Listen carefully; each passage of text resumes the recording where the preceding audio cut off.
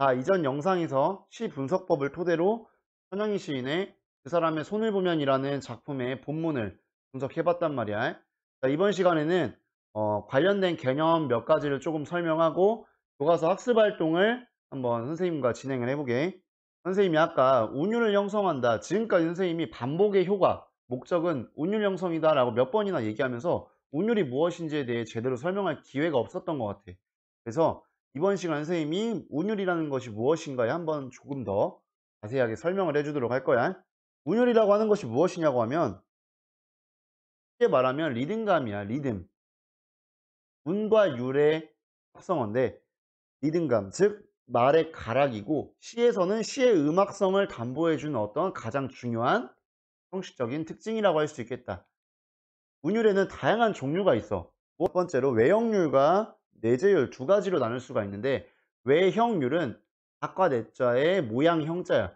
그 표면에서 바깥에서 형태가 드러난다라는 것. 그러니까 어떤 규칙적인 반복, 규칙성이 가시적으로 우리가 눈으로 확인해 볼 수가 있다라는 말이야. 자, 근데 이게 크게 보면 세 가지가 있는데, 외형률에 위율, 수율, 보율이 있어. 자, 위율은 뭐냐면 위치야, 위자가. 자, 둔, 요운, 가군. 동일한 어떤 요소들이 앞에 머리 두자 앞인지, 요자는 허리 요자 가운데 쪽인지, 아니면 가군 쪽에 배치되는지, 반복되는 부분이 어디인지에 따라 우리가 흔히 말하는 뭐 라임을 맞춘다 라는 것도 어떻게 보면 위율에 가장 적합한 거라고 할 수가 있어. 자, 그다음 음수율은 뭐냐면, 자, 음수율이라고 하는 것이 글자나 음절의 수를 이야기하는데, 자, 먼저 3, 4조 또는 4, 4조는 글자 수가 3글자, 4글자 혹은 4글자와 4글자의 구성, 7호조는 글자의 수가 7글자와 5글자의 조합이다. 이해가 되겠어? 자, 음수율은 그렇고 음보율은 뭐냐면 발음 시간의 등장성이라고 우리가 보통 말하는데, 발음 간격 또는 발음 시간, 등장성. 자, 이 보자는 걸음 보자야. 선생님 수업 시간에 한 걸음 한 걸음 걸어가면서 천천히 한 호흡의 마디에 따라, 띄어쓰기의 단위에 따라 발음하는 시간이 어떻게 균등하게 배치되는지 설명해 준 적이 있을 거야. 자, 이렇게 있다면 이게 한 마디, 한 호흡이라고 했을 때 이게 거의 유사하게, 이렇게 따지면 이건 사음보가 되는 거야. 자, 예를 한번 들어볼게. 정몽주의 단심가가 있어. 자, 이 몸이 고 죽어 100번을 고쳐 죽어. 자, 몇은 뭐야? 그치, 사음보야. 이 몸이 고 죽어 100번 고쳐 죽어. 간격이 한 호흡의 등장성이라는 것. 같을 등자의 길이 장자야. 같은 길이를 가지고 있어야 돼야 호흡이나 발음에 있어서. 무슨 말인지 이해가 돼? 이 몸이 고 죽어 100번 고쳐 죽어. 그 간격, 시간적 텀이 같다라는 거야. 이렇게 하면은 정몽주의 단심가는 다음보가 되겠지. 그럼 이제 음수율로 볼까? 이 몸이 또 죽어. 몇 글자야? 세 글자와 네 글자네. 100번 고쳐 죽어. 아니면 또는 100번을 고쳐 죽어. 그러면 3, 4조라고 할 수도 있고 뭐 4, 4조라고 할 수도 있네. 정확히 일치하지 않더라도 그 어딘가 바운더리 안에 들어가면 우리가 이렇게 설정을 할 수 있다라는 거야. 이렇게 음수율과 음보율을 나눌 수 있는 거야. 자, 근데 이렇게는 우리가 겉으로 우리가 찾아볼 수가 있어. 근데 문제는 이 겉으로 표현되지 않는 것들이 많아. 자, 예를 들면 우리가 우리 민족에서 가장 정형성을 가지고 있는 문학 갈래라고 한다면 아무래도 시조를 들 수가 있겠지. 시조 같은 경우는 뭐 3장, 6구, 45자 내외 정확하게 정형적인 형식적 특성이 정해져 있었고, 그 다음에 공장, 첫음보는 3음절로 제한되어 있었고, 아무래도 음보율과 음수율을 따질 때 가장 알아보기 쉬운 그런 부분들이 있단 말이야. 자, 근데 현대시에서는 그런 형식적인 제한이나 특징을 가지는 것들이 사실상 없다라고 봐야 돼. 왜냐하면 현대시는 선생님이 늘 말했지만 형식상 자유시야. 그 다음에 내용상 서정시. 서정 관례의 하나이기 때문에 서정의 내용을 다루고 있지만 형식적으로 크게 제약을 받는 부분이 없기 때문에 자유시라고 한단 말이야. 자, 그러면 외형률이라는 것이 현대시에서 찾아보기가 쉬울까 어려울까? 어렵다라는 거. 그럼 현대시는 과연 운율이 없다라고 볼 수 있냐? 아니지. 서점 가려면 운율이 어느 정도 있다라고 보는 게 맞는데. 그럴 때 우리가 내재율이라는 걸 찾는다. 규칙성을 가시적으로 우리가 눈으로 파악할 수는 없어. 하지만 이 시 작품 속에서 은근히 은연중에 우리가 확인할 수 있는 것, 이것을 우리가 내재율이라고 하고, 현대시에서는 이 내재율이 많이 드러난다. 이러한 운율이 형성되는 방법에는 무엇이 있냐면, 크게 대표적으로는 그냥 말했잖아. 반복이야. 냈다 여러 번 말하는 거. 근데 한 음운이나 음절을 반복하는 게 있어. 유음이나 비음 뭐 이런 걸 우리가 뭐 유성음 또는 울림소리라고 하는데, 이런 걸 반복했을 때 좀 더 밝고 경쾌한 느낌이 나겠지. 그다음 된소리나 거센소리는 좀 더 거칠고 탁한 느낌이 날 거야. 양성모음과 음성모음도 각각 밝고 경쾌하거나 조금 무겁고 덜 경쾌한 느낌이 들 거야. 자, 낱말이나 시어가 반복될 수도 있어. 그다음에 한 음보가 반복될 수도 있고, 음절이나 글자의 수가 반복될 수도 있고, 문장이나 통사 구조가 반복될 수도 있다. 자, 이런 것은 이제 우리가 만약에 첫 번째 줄과 마지막 줄, 그러니까 1년이나 마지막 년 아니면 일행이나 마지막 행에 반복되고 있다. 그럼 우리가 이런 것을 수미상관 또는 수미상음 아니면 수미상관 이렇게 이야기하기도 해. 이렇게 반복의 한 종류지만, 이런 시어나 이런 것들의 반복이 아니고 음성 상징어가 있어. 음성 상징어도 반복이 될 수는 있어. 뭐 깡총깡총, 껑충껑충, 커버적인 특징이 있긴 하지만 어떤 이런 의성어나 의태어를 통해서도 우리가 운율을 형성할 수 있다. 그러니까 운율을 형성하는 방법은 이렇게 다양하고 운율의 종류도 이렇게 여러 가지가 있는데, 이러한 내용들에 대해서 알아두어야 하는 것이 무엇이냐면, 자, 여러분들한테 현대시가 나왔는데 시험에서 위 작품의 서술상의 특징, 형식상 특징으로 적절하지 않은 것은, 이런 문제가 나왔어. 애초에 가장 적절하지 않은 것은 이라는 내용으로 문제를 냈다라는 건 뭐야? 아리까리하거나 헷갈리는 거를 넣어 놨다라는 출제자의 의도가 되겠지. 자, 근데 여기서 위 작품은 가 작품은 뭐 7, 5조의 음수율을 보이고 있으며 이러한 방법을 통해 운율을 형성하고 있다. 맞는 내용이잖아. 근데 예를 들면 위 작품은 삼음보의 작품으로서 어쩌고저쩌고 이렇게 쭉 설명이 나왔어. 근데 내가 읽어봤을 때 삼음보가 아닐 수가 있잖아. 근데 내가 음보라는 개념이 없으면 음보, 음수 이런 개념이 나오면 쫀단 말이야. 괜히 뭔가 있어 보이는 단어 같고. 운율이라는 건 알겠는데 내가 막 시험 보면서 노래를 부르면서 작품을 읽을 수도 없고, 내가 운율이 있는 걸 어떻게 알아? 이러한 개념들을 정확하게 알고 넘어가야 된다라는 거야. 자, 반복의 특징을 활용해서 우리가 운율을 형성하는 그런 표현 효과가 있다라는 것까지, 그다음에 좀 더 운율이 무엇이고 운율의 종류에는 외역률과 내재율, 세부적으로는 음이율, 음수율, 음보율, 그다음에 이러한 운율을 형성하는 방법에서 반복과 음성 상징어를 활용하는 이런 방법들에 대해 학습을 해보았어요. 자, 이제 선생님이랑 250페이지에서 교과서 학습 활동을 한번 살펴보도록 하자. 자, 먼저 1번. 자, 이 시에서 대립적으로 제시된 식구들을 찾고 이 식구들에 담긴 함축적 의미를 생각해 보자라고 했네. 자, 먼저 대립적으로 제시된 식구, 선생님이 아까 대립적으로 제시된 게 각 연마다 존재한다고 했어. 먼저 검은 것, 대조되는 것은, 대립되는 것은 흰 것. 그다음 비누거품에는 맑은 것, 쓰레기는 깨끗한 것, 보이지 않는 것은 보이는 빛. 이렇게 대립적으로 대조적인 의미를 가지고 있는 식구들이 있었는데, 이러한 식구들을 우리가 어떤 의미를 가지고 있었냐?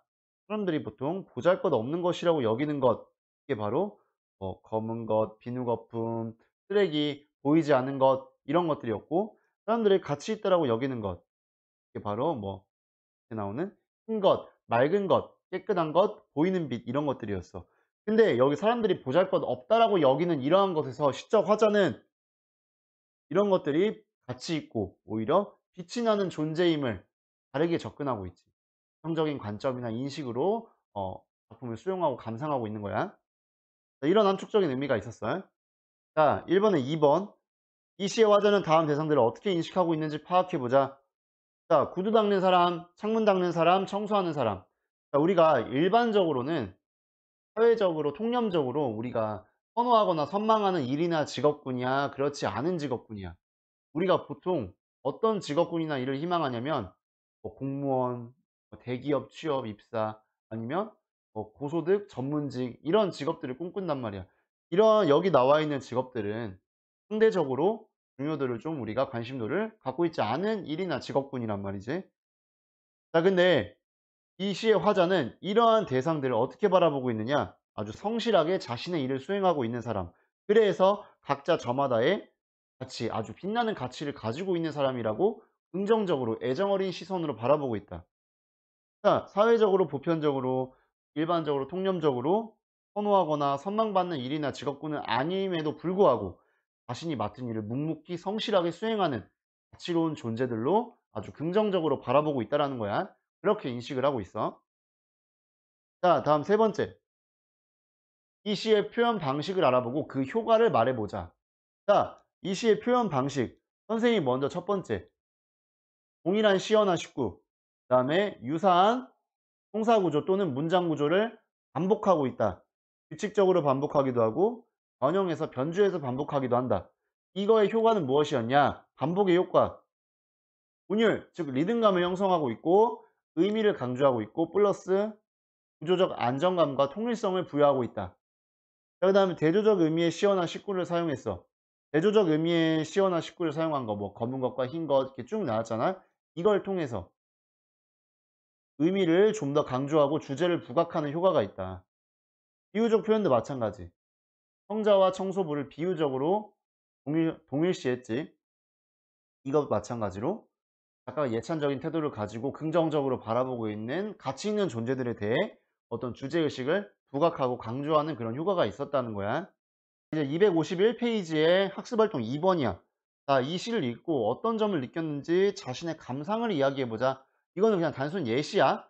자, 일반적으로 우리가 보통 사회적으로 뭐 인정받거나 선망받지 않는 일이나 그런 사람들이라고 선입견을 갖고 있거나 편견을 가지고 있거나 고정관념을 가지고 있는데 이러한 것들을 어떻게 벗어나야 돼. 그리고 세상에 참된 가치를 발견하는 자세가 아주 중요하다라는 걸 깨달았어.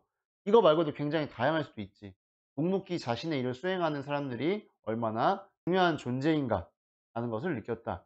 여기서 이렇게 보니까 선입견, 편견, 고정관념들을 버리자 뭐 이런 새로운 참된 가치를 발견하자 이런 내용 나오니까 약간 우리가 상호 텍스트를 묶어보자면 나중에 교술관례에서 우리가 상기 배웠던 거랑도 좀 유사하게 볼 수도 있겠네. 이번에 2번 이 시의 내용에 대한 자신의 평가를 적어보자. 이것도 자유롭게 선생님 다시 예시만 든 것뿐이야. 문학작품은 내용과 형식의 유기적인 연관관계라고 했기 때문에 따로따로 살펴보자는 거야. 자, 내용. 작가가 어떤 일반적이고 보편적인 통념으로 바라보는 것이 아니고 일반적이지 않은 다른 관점에서 다른 가치를 가지고 개성적으로 사물을 바라보고 인식하고 있어. 그 다음에 어떻게 인식하고 있느냐? 삶에 대한 성찰을 통해서 성실하거나 작은 것에 최선을 다하는 묵묵한 삶의 자세라든지 이러한 사람들이 저마다의 소중한 가치를 갖고 있다는 것, 이러한 성찰 내용을 가지고 있구나, 주제의식으로 전달하고 있구나 라는 내용을 우리가 파악할 수 있다는 거야. 그 다음에 이러한 내용을 어떠한 형식을 통해서 전달하고 있는가? 운율을 형성하고 의미를 강조하면서 주제를 부각하고 그 다음에 통일성, 즉 짜임새가 있고 구조적으로 형식적으로 안정감을 부여함으로써 전체적인 작품의 통일성을 부여하는 이러한 효과를 가지고 있는 반복을 통해서 아니면 뭐 대조법, 비유법 이러한 다양한 표현 수사법을 활용해서 뭐하고 있다? 이 시의 내용을 유기적으로 연관하면서 강조하고 있다. 자, 그렇다면 이러한 것들을 통해서 우리가 감상과 평가를 뒷받침할 타당한 근거를 한번 마련해 보자라는 거. 지금까지 우리가 2번에 1번과 2번 학습활동 1번에서 우리가 이런 타당한 근거의 베이스를 마련했어. 이전에 선생님이랑 학습을 해야 될 게 뭐냐면 자, 문학작품을 감상하는 관점이나 방법에 대해서 여러분들이 꼭 알아두어야 되는 게 있단 말이야. 뭐냐면 우리가 문학작품을 바라볼 때 그냥 냅다 읽지 않아. 그냥 네 생각하고 싶은 대로 생각하는 게 아니야. 바라보는 관점이 있고 나름의 타당한 근거가 있어야 돼. 근데 그 바라보는 관점이 우리가 크게 네 가지를 본단 말이야. 자, 무엇이냐면 우리가 작품을 베이스로 할 때 작품 그 안에 있는 어떤 작품의 구성 요소, 내용과 형식적인 측면, 그 구성 요소만 가지고 작품을 분석하는 게 있어. 이런 걸 우리가 작품 내적인 것, 내재되어 있는 요소만 확인한다고 해서 내재적 관점이라고 해. 또는 내재적 접근법. 근데 이걸 우리가 다른 말로 구조론적 관점 또는 절대론적 관점. 작품을 구조적으로 분석하거나 작품을 절대적으로 작품만 바라본다. 이런 의미야. 자, 내재론에는 근데 이거 하나야. 작품만 바라보는 거. 작품을 둘러싸고 있는 주변의 여러 가지 다른 요소들이 작품에 텍스트만 있는 게 아니고 작품을 쓴 작가가 있을 것이고 그다음에 작품을 둘러싸고 있는 상황이 있을 것이야. 그다음에 작품을 읽게 되는 누구? 독자가 있겠지.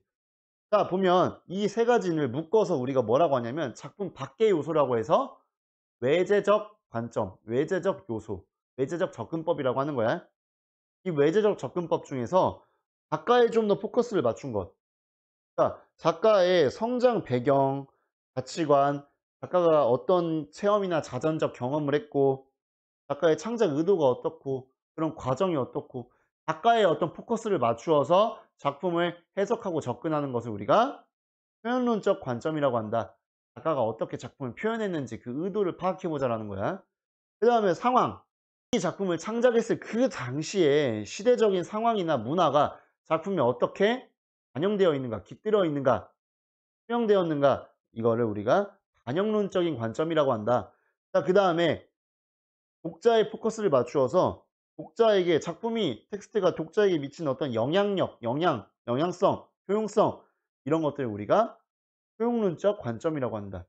이렇게 네 가지는 여러분이 반드시 알아둬야 되고 시험에도 굉장히 선택지로 잘 출제될 수 있는 부분들이야. 자, 그래서 이러한 걸 베이스로 해가지고 자, 작품 안의 요소 뭐가 있을까? 여기 작품 안의 요소 먼저 작품에 담긴 주제 담긴 주제는 뭐가 있겠어? 작은 일에도 사소한 일에도 최선을 다하는 삶의 가치 그러한 삶의 중요성 이런 걸 주제라고 할 수 있겠지. 시어나 식구의 함축적인 의미는 우리가 2번에서 했었지.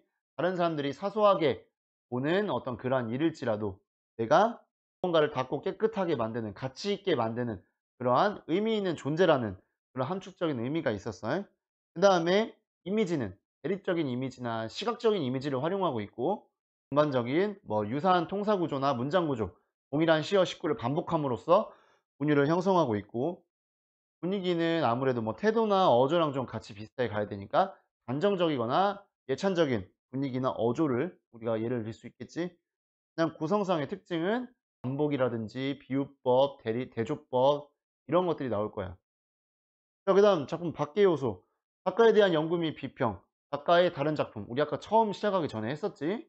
그다음에 작품이 독자에게 미치는 영향. 이건 뭐겠어? 작품이 독자에게 미치는 영향이야. 효용론적 관점에서 바라보면 된다라는 거. 작품에 반영된 시대적, 사회적 현실. 그렇지. 효용론적 관점에서 보면 돼.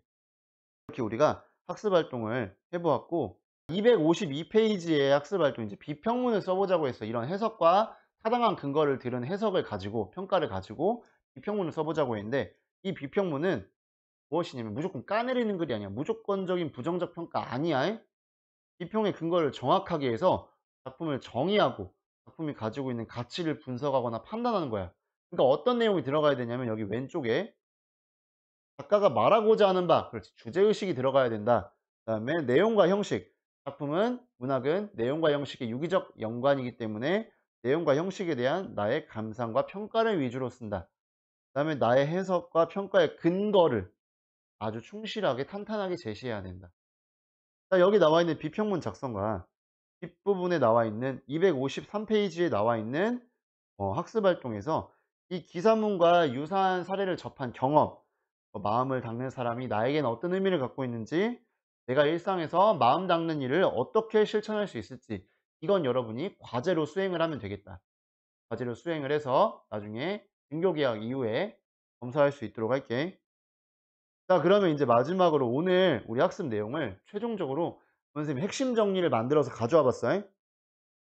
선생님이 계속 말했지만 갈래는 첫 번째로 큰 틀에선 서정 갈래지만 세부적으로 봤을 때 현대시기 때문에 형식상 그렇지 자유시. 아 그럼 뭐 내재율이 좀 더 많이 보이겠구나. 그 다음에 내용상으로는 서정시가 되겠다. 자, 그 다음에 작품의 성격은 어떠하냐.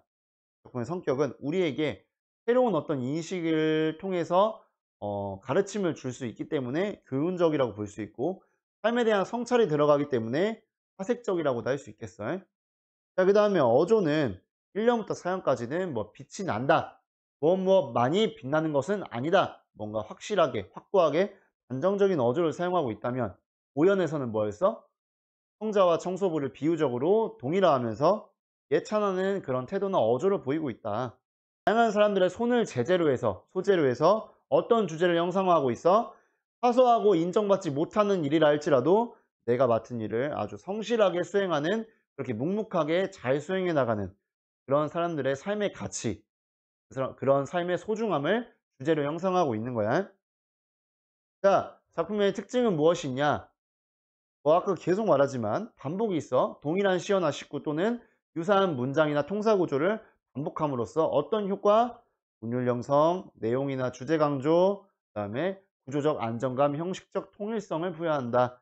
자, 그다음 두 번째, 대조적 의미의 시어나 식구를 제시하고 비유적 표현을 사용함으로써 뭐야? 강조의 효과를 보고 있다. 자, 여러분이 문학 작품에서 우리가 표현법, 표현 기법, 수사법이라고 하지.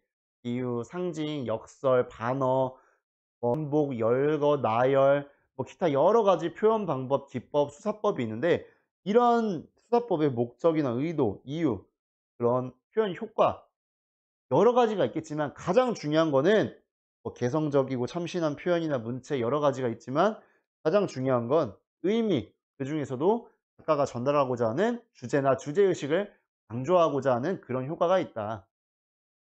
자, 여기까지 해서 우리가 천양희 선생님이 쓰신 그 사람의 손을 보면이라는 현대시 작품을 타당한 근거가 있는 어떤 원인과 결과를 분석해서 작품을 분석해 보았단 말이야.